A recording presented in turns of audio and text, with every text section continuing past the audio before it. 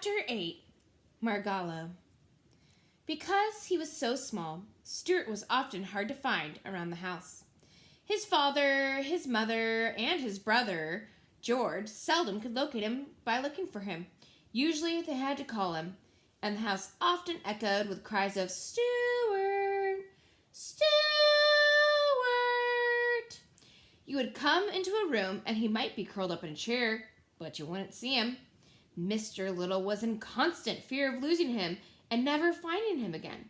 He even made him a tiny red cap, just such as hunters wear, so that he would be easy to see.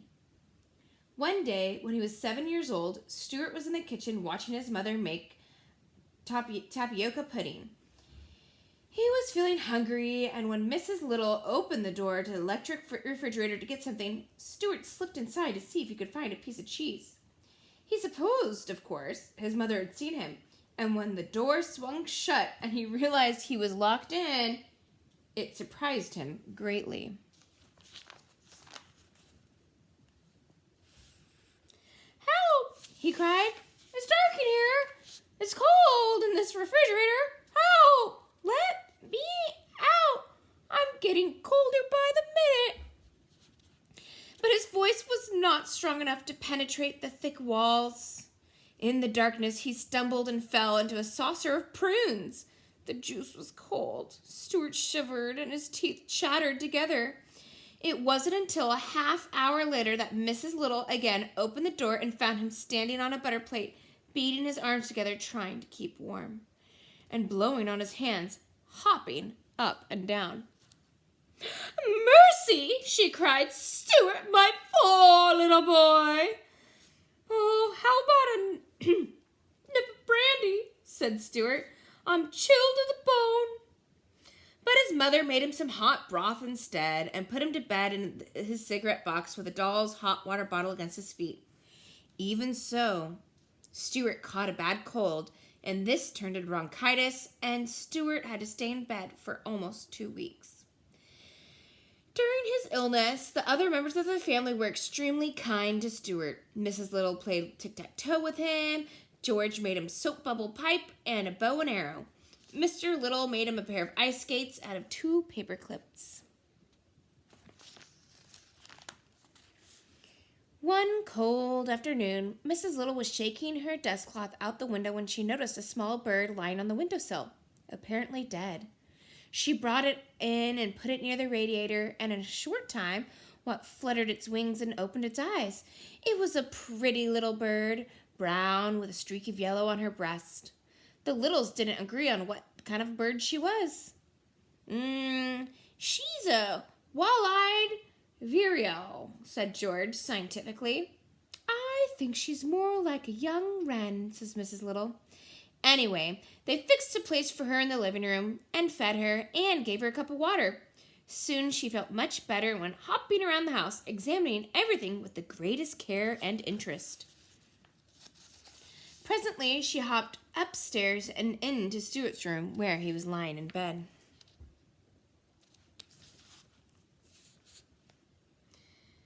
"Hello," said Stuart. "Who are you? Where did you come from?"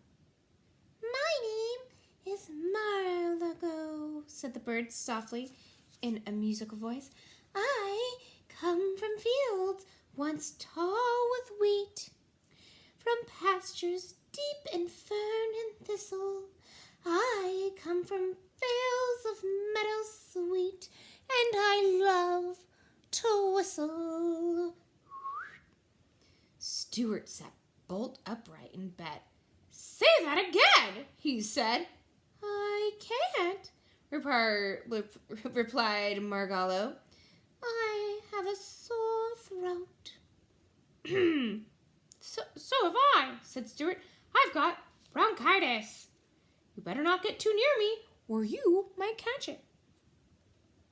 "I'll stay right here by the door," said Margallo. You can use some of my gargle if you want to," said Stuart. "And here are some nose drops, and I've got plenty of Kleenex." "Thank you very much. You're very kind," replied the bird. Did they take your temperature?" asked Stuart, who was beginning to be genuinely worried about his new friend's health. No, said Margalo, but I don't think it'll be necessary. We'd better make sure, said Stuart, because I would hate to have anything happen to you. Here! And he tossed her the thermometer. Mar-a-Lago put it under her tongue, and she and Stuart sat very still for 3 minutes. Then she took it out and looked at it and turned it slowly and carefully. Normal, she announced. Stuart felt his heart leap for gladness. It seemed to him that he had never seen any creature so beautiful as this tiny bird. And he already loved her. I hope, he remarked, that my parents have fixed you up with a decent place to sleep.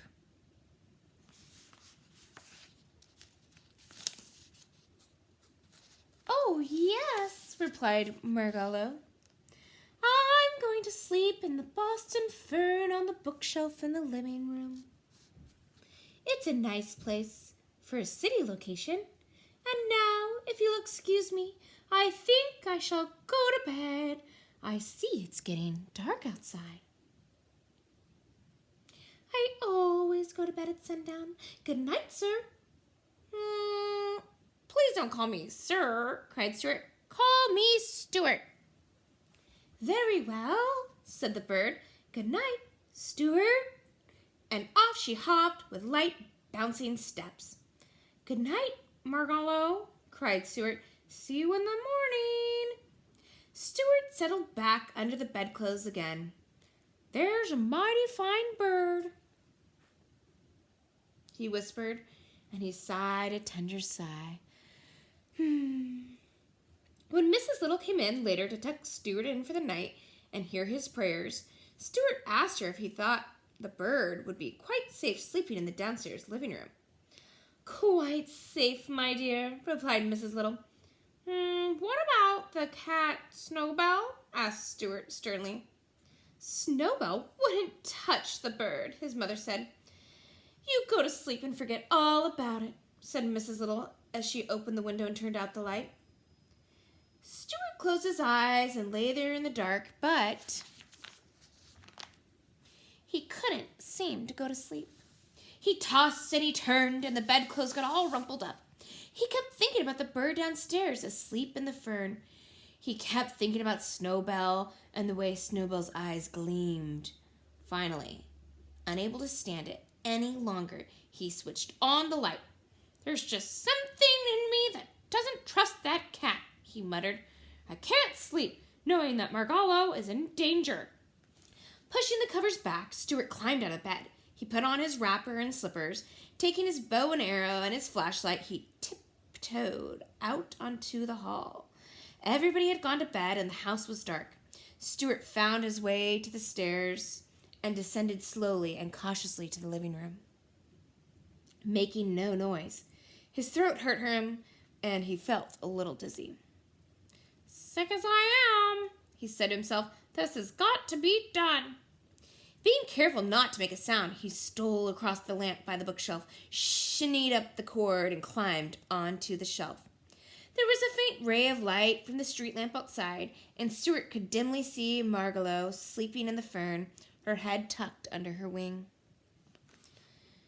Sleep dwell upon thy eyes, peace in thy breast, he whispered, repeating a speech he had heard in the movies.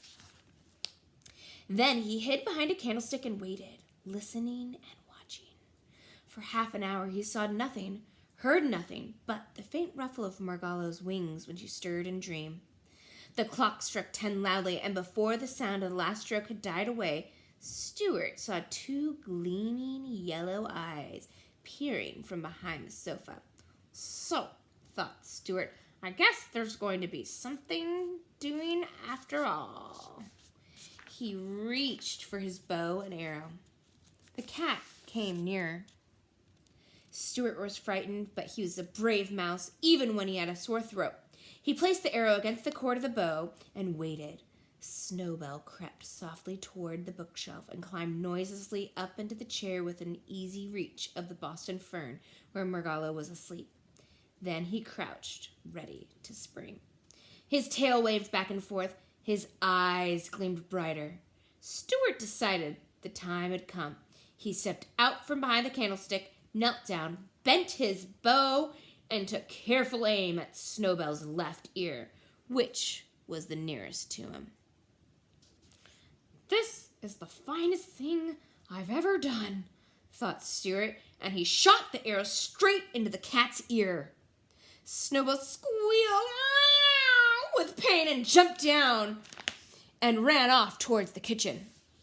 "A direct hit," said Stuart. "Thank heaven! Well, there's a good night's work done." And he threw a kiss towards Margallow's sleeping form.